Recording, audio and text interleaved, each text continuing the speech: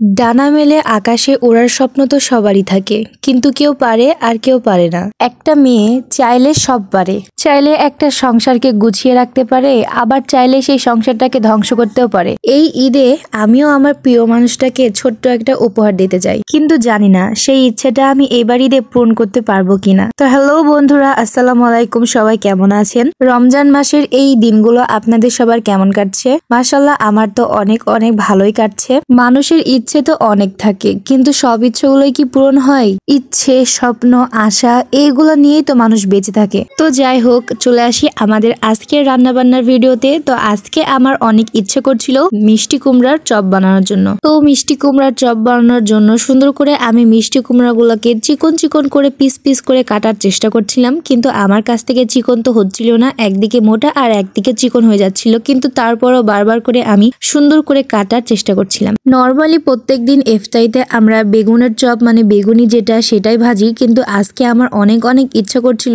যে এরকম ভাবে মিষ্টি কুমড়ার চপ বানায় দেখবো কেমন লাগে খেতে। এর আগে কখনো আমি এরকম বানাইনি বা চেষ্টাও করিনি। তো আজকে আমার অনেক অনেক ইচ্ছা করছিল, তাই লেগে গেছি এই কাজটা করতে। কিন্তু অনেক আশা করা জিনিসটাতে কিছু না কিছু খারাপ একটা জিনিস হয়ে যায়। তো যাই হোক, এই মিষ্টি কুমড়ার চপটা বানাতে আমার 2 দিন সময় লেগে যায়, কারণ প্রথম দিন যেদিনকে আমি সুন্দর করে মিষ্টি কুমড়াগুলা কুটে কুটে রেখেছিলাম, সেই দিন দুপুরে নামাজ পড়ে ঘুমায় গেছিলাম। পরে রান্না করার সময় আমার শাশুড়ি আমাকে ডাকেইনি, একা একা সব রান্না বান্না শেষ করে ফেলেছিল। সারাদিন রোজা থেকে বাড়ির ছোটখাটো কাজগুলো সেরে দুপুরে গোসল করে নামাজ পড়ে ঘুমিয়ে গেছিলাম, তাই আমার শাশুড়ি আর আমাকে ডাকে নাই, একা একাই রান্না বাড়ার কাজগুলো শেষ করে ফেলেছিল। তো পরের দিন আমি আবার মিষ্টি কুমড়াকে সুন্দর করে পিস পিস করে কুটে তারপরে আবার লেগে যায় মিষ্টি কুমড়া আর বেগুনির চপ বানাতে। প্রত্যেকদিন বিকালবেলাতে ইফতারে বানানোর যে মজা আর আনন্দ, সেটা কিন্তু আসলেও অনেক অনেক আনন্দদায়ক। এইদিকে মিষ্টি কুমড়া আর বেগুনির চপগুলো আমি একসাথে সুন্দর সুন্দর করে তেলে ছাড়ছিলাম, আর অন্যদিকে আমার বর আমার সাথে বসেছিল আর অনেক অনেক গল্প গুজব করছিল, মাঝে মাঝে আমাকে একটু কাজে হেল্পও করছিল।